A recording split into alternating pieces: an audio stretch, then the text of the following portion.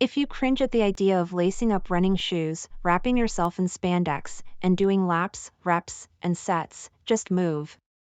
If you think boot camp is for soldiers and plyometrics doesn't ring any bells, just move. If you need to improve your numbers, not fun ones like scoops of ice cream atop a cone, but serious ones, like diastolic and systolic, LDL and HDL, just move. That is the advice offered by Min Lee, professor of medicine at Harvard Medical School and at Brigham and Women's Hospital's Division of Preventive Medicine and in Epidemiology at the Harvard T.H. Chan School of Public Health. Lee said what's important for health isn't necessarily physical exercise, it's physical activity, moving the muscles and expending energy however you can. If the question is how much is enough to improve your health, the answer, particularly if you do little now, is simple: more. Exercise is great for those who can and want to do it, but exercise is not necessary for health benefits. Any physical activity is healthful, and physical activity is what we do in daily life, Lee said. We don't need to exercise to reap health benefits. That should come as good news for about 3/4 of us.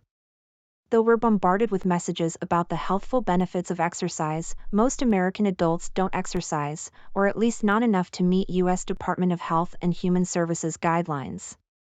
According to the National Center for Health Statistics, just 24.2% of adults 18 and older meet recommendations for aerobic activity and muscle strengthening.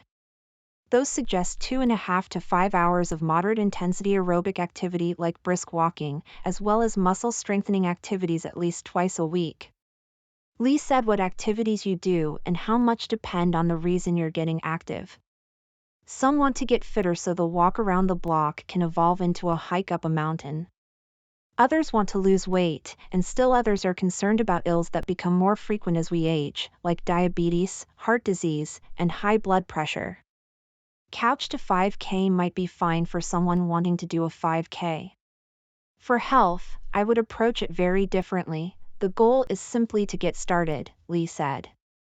Christina Rajuri, an advanced clinician at Spalding Outpatient Center in Salem, part of Mass General Brigham, said that if you've been sedentary for a long time, approach increasing activity levels as you would cooking in a crockpot, low and slow.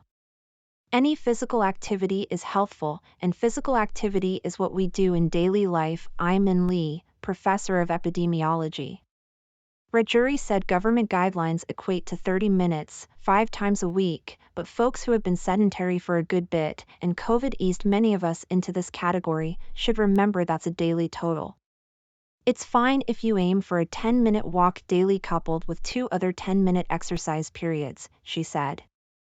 It's just something to get the heart rate up, Rajuri said. To break it down even more, it doesn't have to be 30 consecutive minutes.